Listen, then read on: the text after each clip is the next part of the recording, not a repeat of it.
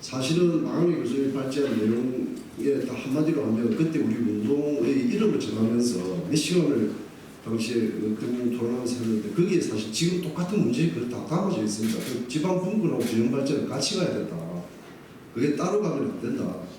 그런데 우리 소순창 교수님 계십니다만 학계에서는 계속 균형 발전하고 지방 분권은 상충되는 것이다. 이론적으로 그렇습니다. 원래 지방 분권은 경쟁을 촉진하는 것이고 균형 발전은 공동체를 지향하는 것이기 때문에 이론적으로 틀린 말은 아닌데 실천적으로 어떻게 이 국가 운영 체계를 바꾸는 차원에서 두 개 같이 가지 않으면 안 된다. 그래서 참여정부 때 정부혁신지방분권위원회로 김병준 위원장이 처음 했을 때 우리 특히 저 같은 경우 같이 가야 된다고 강력하게 좀 이야기하고 그것도 수용이 안 돼요. 어쨌든 문재인 정부에서도 초기에는 그 균형발전위원회하고 지방분권위원회를 같이 하려고 했습니다. 국정기획 수습할 때. 그런데 뒤에 여러 가지 정무적인 이유, 솔직히 말하면 자리 문제 등등을 해서 두 개를 또 나눠졌었거든요. 그리고 그 이후에는 상당히 두 개가 같이 가야 되는데 같이 안 가면 안 된다. 왜? 경험적으로도 한 20년 해보니까 균형발전은 시도 간에 나눠 먹기식이 되고 중앙정부에 의해서 중앙정부 권한을 그대로 가지면서 공모 방식으로 할당제로 가는 거예요. 수출의 경쟁을 합니다. 시도는. 그리고 분권은 보면 균형발전은 당장 지역경제 이런 거와 관련되니까 예산이 좀 있거든요. 또 사업적 측면이 강하니까 체감도가 있는데 지방분권 이거는 정치 행정 인프라를 바꾸는 게 되니까 체감도가 떨어져요. 그러니까 당연히 주민들이 관심이 없죠.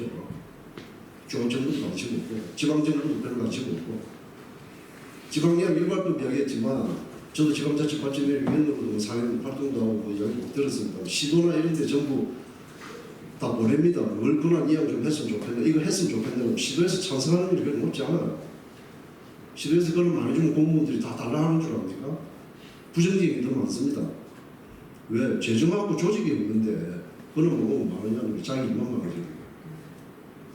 그래서 그 현실을 가지고 제가 좀 이야기를 드리고 그래 보면 규정발전하고 지방분권을 연계해야 된다. 그렇지 않은 자치분권은 미국식 시장 위주의 분권이 될 가능성이 상당히 높다.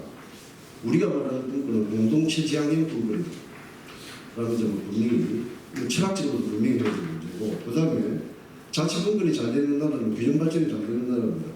국민의 생존 문제가 잘 되는 나라에서 생활적 측면도 강화되어 있다. 또 주거, 교육, 보건, 의료 같은 공공재가 사회화되어 있다. 잘. 우리처럼 지금 시장 위주로 계속 가면은 자치분권은 경쟁 위주로 갈 가능성이 상당히 높습니다. 그래서 그런 점을 좀 명확하게 할 필요가 있다는 것이고 초광역 경제권 메가시티도 규모의 경제를 달성하자는 겁니다. 다시 말하면 대생적 경제, 외부 자원 투입에 의한 중앙정부에 의한 직분과 집중해서 분산과 분권 시스템으로 국가 운영체계를 바꾸자는 것이죠. 그에 비해서 최소한 인구 한 500만 원 돼야 된다는 게 이미 오래전에 유연의 근거입니다. 그런 의미에서 초광역 경제권지 메가시티 이야기를 한다는 얘기고 거기 균형발전하고 분권 그 정도 되면서 거기에 분권의 실질적인 권한을 대폭 넘기자는 그런 개념이거든요. 하여튼 뭐 그런 측면을 제가 좀 전제를 좀 해서 말씀을 드리면 제일 중요한 것은 지금 두 분 다 말씀드렸는데 컨트롤 타워가 없는 겁니다. 지난 그 문재인 정부에서 아까 우리 소정 교수님 말씀하셨는데 지금 부울경 메가시티도 당시 김경수 지사가 경남도를 뛰어넘는 나름대로 세계 흐름 비전을 가지고 강력하게 주창했지 이미 그때도 상계시도와 같은 민주당이었지만 울산은 처음부터 부정적이었고요. 처음부터. 그러니까 끌어들인 겁니다. 그 당시 경남지사가 발언을 부산을 거점으로 하는 부울경의 공동발전을 모색해야 경남도 살아남는다 이런 발언을 한 거예요. 그게 정확한 이야기입니다. 지역의 문제가 아니고 거점을 중심으로. 그런 리더십이 있기 때문에 끝까지 왔는데 결국 문재인 정부 말기가 되면 힘을 못 받아가지고 별로 독립은 많이 못 받았죠. 서정부에서 조출됐는데 전 세계적으로도 광역시도가 연합한 메가시티도 한 거는 간사의 광역연합 정도 외에는 없습니다. 나머지 아까 이야기했던 리버풀, 프랑스라든지 이런 데는 전부 우리로 말하면 기초가 연합한 거거든요. 리버풀 연합 이런 데는 인구도 해봐야 200몇만 정도밖에 안 됩니다. 그러니까 지금 우리가 초광역 메가시티는 이제 광역시도를 좀 전전하잖아요. 이거는 프랑스가 2016년도에 22개 레지오 광역시도를 13개로 확대 통합했습니다. 행정 통합을 한 거예요. 그래서 평균 인구가 350만이었던 프랑스의 광역시도가 인구가 500만으로 올라갔습니다. 장기적으로는 프랑스가 6,800만 정도 되거든요. 인구가. 장기적으로는 6개로 더 확대 통합한다는 비전을 지금 가지고 있습니다. 한 1,000만 정도 가겠다고요. 그래야 경쟁이 된다. 프랑스가 유럽에서는 가장 지방분권이나 이런 부분이 좀 뒤쳐져 있거든요. 그래서 그 전에 이미 오랫동안 60년대, 70년대부터 그런 정책을 해서 헌법도 개정하고 하면서 그런 과정이 온 거예요. 그래서 뭐 그런 측면을 좀 전제를 해야 되겠다는 말씀을 좀 드리고요. 그런 의미에서 지금 우리 전북특별자치도나 강원특별자치도는 중앙정치권이 그 지역 중앙정치권이 주도해서 민주당과 국민의힘의 거대 양당 출신 의원들이 담합해서 하는 대단히 형식적이고 내용 없는 지금 껍데기에 불과합니다. 심각합니다. 지금 이래가면. 그래서 강원도는 강원도대로 제주처럼 특별회계 달라 교부세정 또 이런 작업하고 지금 하고 있거든요. 이런 식으로 분권 가자는 게 아니에요. 지금. 그래서 그 점도 좀 말씀을 좀 드리고 싶고요. 그다음에 부산에 지금 불기업 메가시티 경시련이 하는데 이미 그 폐지됐습니다. 폐지됐고요. 부산 경시련도 저희들 참가 단체도 합니다만 뭐 이미 울산 경남이 다 폐지한 걸 부산에서 갖고 있는다고 해서 뭐 될일도 아니고 하여튼 상황이 있고 그렇고요. 불경 좌초의 핵심은 중앙정부가 계획이 없었다는 거예요. 문재인 정부부터 특히 정부 들어와서 국가 전체적으로 오플라이스 이런 걸 어떻게 가겠다는 체계적인 그림 속에서 중앙정부가 리더십을 발휘해야 되는데 지역이 알아서 하는 식으로 명령하고 그런 거예요. 그러니까 중앙정부가 전혀 뭐 개입 없이 되니까 원래 울산은 어떤 미직을 했고 경남도 서부 경남은 원래 부정적이 있습니다. 지난 정부에서도 서부 경남 의원들은 같은 민주당 의원들이 더 기자회견 해가지고 반대한다고 했었거든요. 그래서 뭐 잡초될 수밖에 없는 거죠. 그래서 지금 그런 결국 컨트롤 타워가 없다는 것이고요.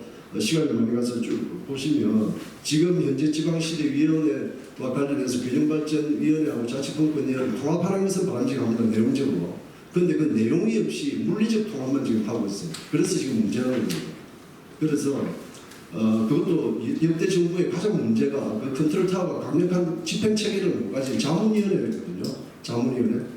노무현 대통령 때는 노무현 대통령이 국가균형발전위원회를 수십 차례 자기가 직접 회의 참석하고 주재하고 당시에는 공공기관 이전이라는 대규모 프로젝트를 국가균형발전위원회가 주도하고 그 위원장도 성경영 위원장이 사실은 대통령과 회의 일을 끝까지 같이 하고 이러면서 나름대로 그 국가균형발전위원회가 돌아갔는데 그 이후로는 뭐 문재인 정부는 참여정부보다 더 강력한 국가균형발전을 하겠다 놓고 국가균형발전위원회 한 번도 참석한 적이 없습니다.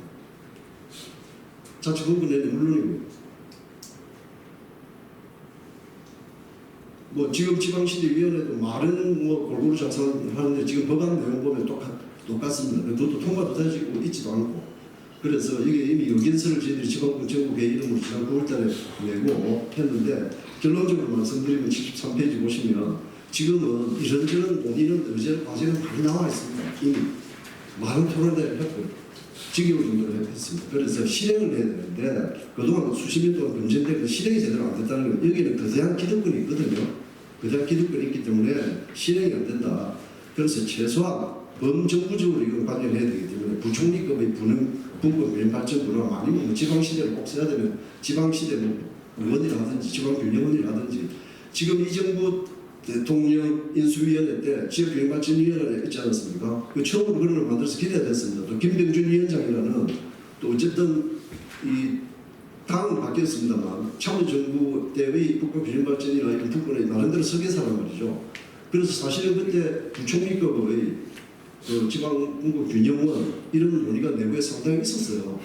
그래 대통령 건의도 하고 여러 가지 한 걸로 알고 있고 정부 출범 이후에도 상당히 나름대로 이 청와대하고 뭐 해보려고 했는데 뭐 안 되니까 지금은 거의 뭐 다들 속는 상태로 제가 지금 알고 있습니다. 그러면서 이 법안이 이렇됐는데 지금 이 법안이 이럴 가서는 뭐 전혀 이 정부에서 기대할 게 없다라는 말씀이고요. 그래서 근데 민주당 의원들도 다수당인데 뭐 좀 더 자기들이 균형 발전하고 한다는데도 분권하고 한다는데도 별로 뭐 여기에 대해서 아무 움직임도 없습니다. 문제를 발견해서 대체 법안을 빨리 만들든지 이래야 되는데 그런 노력도 지금 보이지 않고 시간을 계속하고 있고 그래서 최소한 제가 여기에 그런 지방시대위원회에 조금만 손봐가지고 현재 법안을 완전히 근본적으로 뭐 부총리 만들고 하는 것은 정부 조직법 자체를 바꾸는 시간이 많이 걸리기 때문에 거기에 아예 위원장을 대통령이 하고 부위원장을 국무총리하고 뭐 민간인이 한다든지 이런 식으로 민간 부위원장이 상근을 한다든지 이렇게 강력한 체계를 좀 만드는 식으로 가고 그거 조금 법안을 보완해서 가는 방향으로 하고 그 다음에 대통령실에 참모가 있어야 됩니다. 역대 전부 정무수석실 산하에 정무수석이 그렇게 하는 거 아니잖아. 갖다 놓을 데가 없으니까 거기에 갖다 놓는 거예요. 자치분권, 뭐 자치행정 이름만 바꾸고 비서관실로 완전히 밑에 후임 비서관실로 가 있습니다. 그래서 적어도 수석급을 만들어라. 뭐 지금 지방시대 쓰니까 우리는 분권교육 수석실이라 지방시대 수석실하고 수석실 이름을 붙이기 어려우면 지금 미래전략기획관이라고 있잖아요. 미래전략기획관, 엑스플란트 이런 거 한다고 차원급으로 그럼 지방시대 기획관 이런 거라도 청와대에 만들어라. 이거는 법 필요 없잖아요. 법을 국회에서 꼭 만들어도 되거든요. 그런 추진 체계를 만들어야 이게 어쨌든 출발할 수 있도록 할 수 있다. 여기에 제가 보기엔 분권자치실천연도 꼭 만들어진다면서요. 지방부 정부에 거기 힘을 쏟고 있습니다.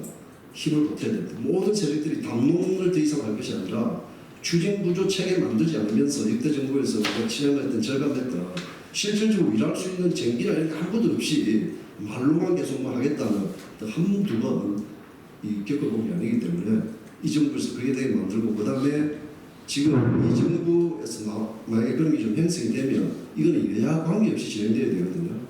여야 관계없이 프랑스가 그나마 파리 집중이라 하지만 파리 인구가 60년대 18.1%였는데 지금도 18.8%가 이렇습니다. 도쿄도요 지금 30% 됩니다. 우리처럼 50% 나라가 없어요. 지금 심각한 겁니다. 전수적으로 이렇게 가면 이거는 우리 생존의 문제다라는 차원에서 접근해야 된다. 그래서 컨트롤 타워를 만드는 데 온 영역을 집중해야 된다고 말씀드리고 싶습니다. 감사합니다.